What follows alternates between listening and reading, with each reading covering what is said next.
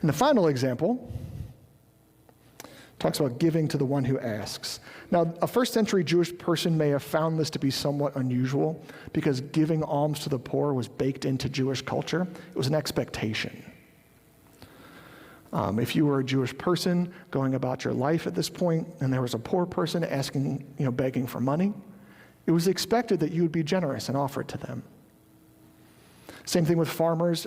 We see in the story of Ruth where Boaz leaves some gleanings along the edge of his field for the poor. He lets Ruth come and take from what he has harvested. This was an expectation of Jewish people, was to be generous. But what we actually find in the story is not Jesus saying you need to be generous to the poor. What he's saying is you need to give to anybody who asks you. So for context, in Proverbs, I just finished reading Proverbs. It's a great book. I'd recommend it. There's a lot of Proverbs that talk about being lazy leads to poverty. Slothfulness leads to ruin. Don't lend money to people who can't repay you. Don't take a guarantee from someone who you know can't repay the loan. In this example, Jesus is saying, give to anybody who asks you. It doesn't matter if they need it. It doesn't matter if they deserve it. It doesn't matter what they may or may not do with it. Give to those who ask. And later in Luke, there's a part of Luke that kind of mirrors this section of teaching. In Luke, he specifically says, not just that, but you're to give to your enemies as well. You're not just to give to anybody who asks you. You're not just to do that in a way where you're not evaluating the request. You are to actively go and be generous with people who are your enemies.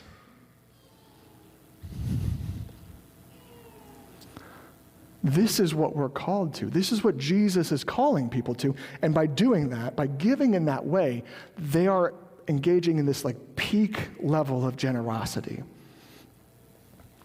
And if you remember back at the beginning, I talked about how Jewish people could not seek revenge because they were freed from seeking it by this guarantee, right?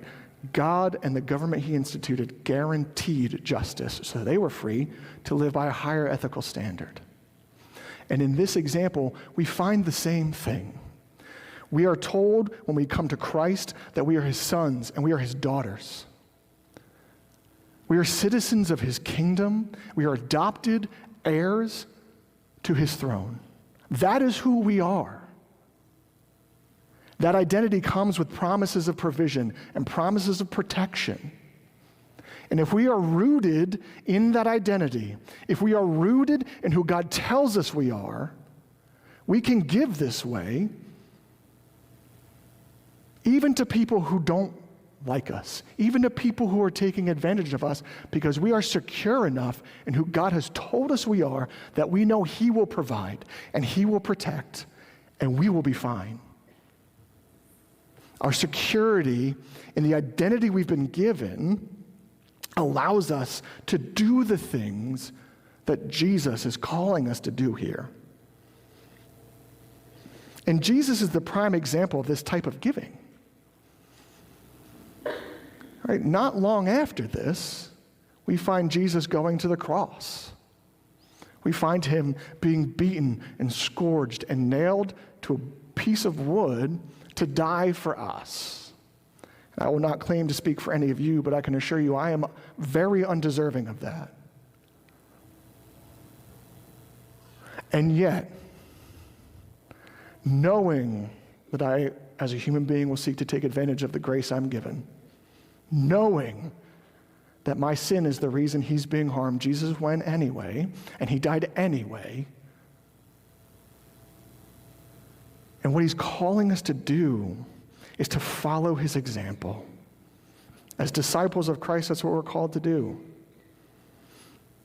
And he expects us to love and serve those around us, regardless of how they treat us. We are to prioritize loving our neighbor over protecting ourselves and our stuff.